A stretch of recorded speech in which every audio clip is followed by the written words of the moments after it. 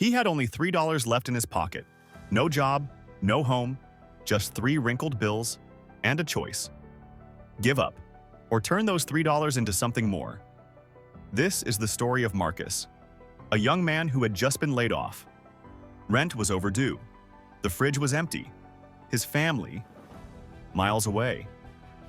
He sat on a park bench, staring at the $3 he had left. Most people would have spent it on food and hoped for tomorrow. But Marcus made a different decision. Instead of buying a meal, he bought 3 single roses from a street vendor. 3 roses for $3. Then he walked into a busy cafe and offered the flowers to strangers for $2 each. Within minutes, all 3 roses were gone. He now had $6. Marcus didn't stop there. He went back, bought 6 more roses, and sold them again. By the end of the morning, he had turned $3 into nearly 30. It wasn't magic, it was resourcefulness. Day after day, Marcus repeated the process. Rain or shine, he stood on that corner, smiling, offering roses. Some laughed at him, others ignored him. But a few saw his determination and admired his hustle. Soon, people came looking for him, not just for the flowers, but for the inspiration. With every dollar he saved, Marcus bought more flowers. Eventually, he rented a small stand. From there, he expanded into selling gift baskets, then partnering with local events.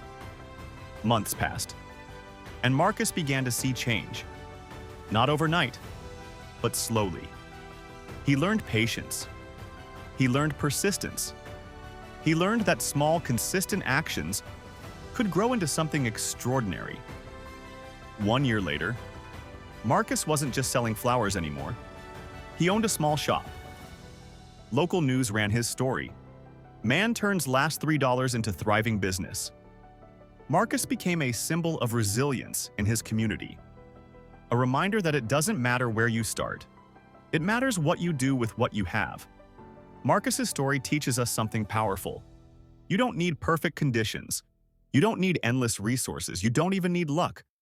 What you need is resource. What you need is resourcefulness. And the courage to act when everything seems hopeless. Next time you feel like you've hit rock bottom, remember, Marcus, you can't control what's in your pocket, but you can control what you do with it. So take that first small step and watch how it grows into something bigger than you ever imagined. Because sometimes, the smallest seed of hope can bloom into the life you've been waiting for. This was the story of Marcus, the man who turned $3 into a dream. If Marcus's story inspired you, hit subscribe and turn on notifications so you never miss a story that motivates you to take action.